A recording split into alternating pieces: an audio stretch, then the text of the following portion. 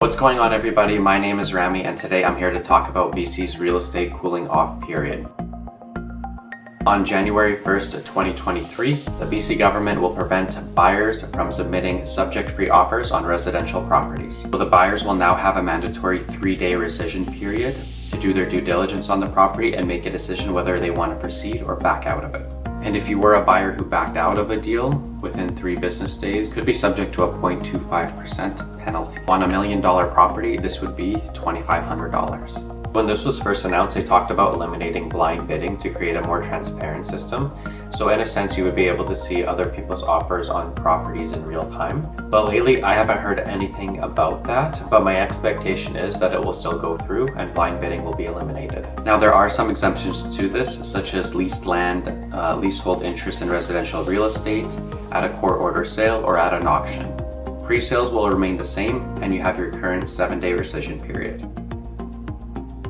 So let's talk about the pros. More serious buyers will be submitting offers now on properties where their intention and goal is to complete on it, and it's going to prevent buyers from tying up multiple properties, which is really good.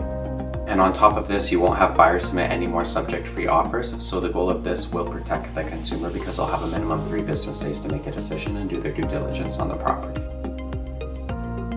What if your current buyer can't gain access to the property because it is tenanted or the seller is refusing access? So how are you able to obtain a home inspection within 3 days? And as a seller, if you do receive that fee because the buyer walked away from the deal, you might actually have to report that on your taxes, and it could be subject to GST. And another disadvantage to a buyer is, say that they submitted an offer on a property, and once they completed that home inspection, they found out the property needed over $30,000, $40,000 worth of repairs, and the seller was not willing to negotiate. Now, does this put the buyer liable to pay that penalty fee if they decide to walk away from the deal? As of right now, it appears that it does. And as a seller, how are you supposed to chase your deposit if we're not in a hot real estate market and you only got one offer on your property? Are you gonna let the deal collapse because you want the buyer to submit the deposit upon writing the contract?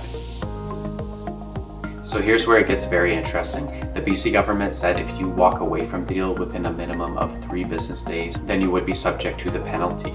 So what's been talked about the industry and what the government hasn't elaborated on is that if you put a minimum of 4 business days subject and walk away from the deal, it appears as of right now, there's no penalty to the buyer. Now, I'm very curious to see if there will be any modifications or changes later on before the year ends. So what are my thoughts on this? Well, the real estate market has cooled down significantly due to rising interest rate hikes. And unfortunately, from my perspective, I really do think this is too little too late, because for the almost 2 full years, we've been going through a really hot real estate market. And once it cools down, now the BC government wants to implement this cooling off period.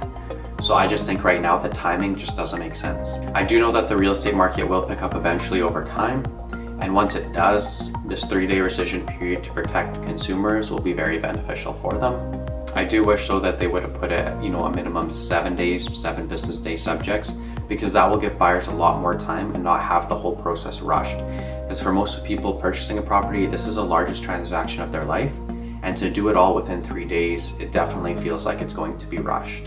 The only time I could see this really hurting buyers is that if it's going to be competitive and there's going to be multiple offers on the property, where the buyers will have to submit an offer that's going to be most attractive to the seller. But as of right now, in a cooling real estate market, I think everything should be okay for the most part, and buyers most likely will be submitting a 7-day subject offer to the property, which will give them plenty of time. I've attached a link down below in the description, which will give you more information about the cooling off period. Thank you all for listening, and I'll see you in the next video.